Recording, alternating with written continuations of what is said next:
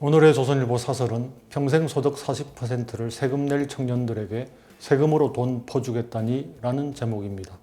이재명 민주당 대표가 신년 기자회견에서 저출생 위기에 특단의 대책이 필요하다면서 분할 목돈 지원 방식을 포함하는 출생 기본소득을 제안한다고 말했습니다.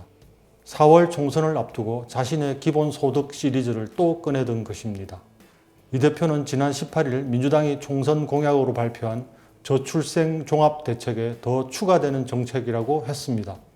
민주당의 저출생 대책 중에는 모든 신혼부부에게 1억 원의 결혼 출산 지원금을 대출해주는 정책이 있습니다. 자녀 2명을 낳으면 원금 50%를 감면, 3명이면 전액 감면해주는 내용을 담고 있습니다. 2자녀 출산 시 24평, 3자녀 출산 시 33평 공공임대주택을 제공합니다. 모든 아이에게 18세까지 월 10만원씩 펀드를 적립해 줍니다. 17세까지 자녀 1인당 월 20만원씩의 아동수당을 지급한다는 내용도 들어 있습니다. 이 공약만 실천하는데 민주당 추산으로도 매년 28조 원의 예산이 들어갑니다. 여기에 더해 출생기본소득으로 확대 시행하겠다는 것입니다. 이 대표는 또 대학 등록금을 포함한 교육비 일체까지 지원하는 방안도 만들어야 한다고 말했습니다. 자녀가 있는 모든 가구에 출생기본소득을 주고 대학 등록금까지 국가가 전액 지원하자면 천문학적 재원이 필요할 것입니다. 하지만 재원 조달 방안에 대해서는 이런 반구도 없습니다.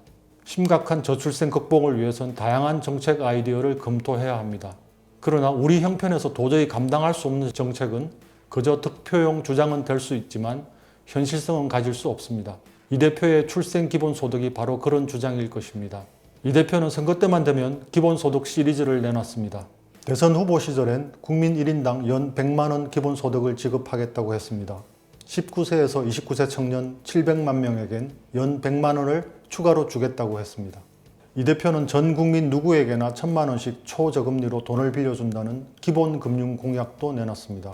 민주당이 지난 대선에서 패배해 5년 만에 정권을 내준 요인 중 하나는 온갖 포퓰리즘 정책으로 국가 부채를 400조 원이나 불린 것도 있습니다.